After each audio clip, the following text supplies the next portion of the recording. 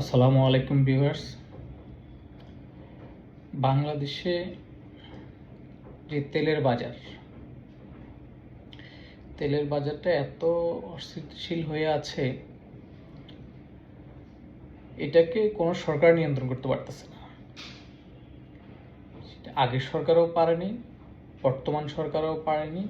বিশ্ববাজারে তেলের দাম কমেছে, বিশেষ করে ভোজ্য তেল যেটা আছে তেলের দাম, এই তেলটার দাম বিশ্ববাজারের দাম কমাছে। বাংলাদেশে শুল্ক কমানোর পরেও এটা এত বড় একটা সিন্ডিকেট, মানে এই সিন্ডিকেটটা থেকে সরকার কোনো মতে বেরিয়ে আসতে পারতেছে না এবং ওদের কাছে সরকার জিম্মি হয়ে গেছে। মানে ওরা এত শক্তিশালী, এত বড় একটা শক্তিশালী সিন্ডিকেট, এই সিন্ডিকেটটার থেকে বাংলাদেশের মানুষকে কখনো বের করে আনতে পারতেছে না সরকার। সরকার চেষ্টা করতেছে, কিন্তু এই সিন্ডিকেটটা চেয়ে আর বড় সরকারও তো মনে শক্তিশালী না, যেটা বোঝা যাচ্ছে বর্তমান।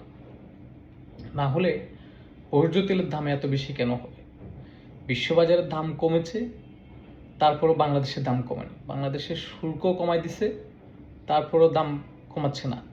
হয়তো আপনি তেল কিনবেন, তেলের সাথে চাউল কিনতে হবে, আটা কিনতে হবে, আরও বিভিন্ন রকম জিনিস দোকানদার বেঁধে দিচ্ছে, না হলে দোকানদার তেল বিক্রি করতেছে না। কোথায় আছি আমরা? এই বড় বড় কোম্পানিগুলো, কয়েকটা কোম্পানি পুরো বাংলাদেশের বাজারটাকে নিয়ন্ত্রণ করতেছে। আমাদের সাবেক বাণিজ্য মন্ত্রী যিনি ছিলেন উনিও পারেন, বর্তমান বাণিজ্য উপদেষ্টাও পারতেছে না। তাহলে চিন্তা করেন এরা কত বড় শক্তিশালী বাংলাদেশে।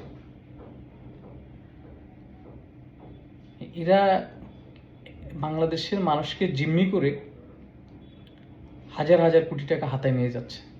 আপনি কল্পনা করতে পারবেন না যে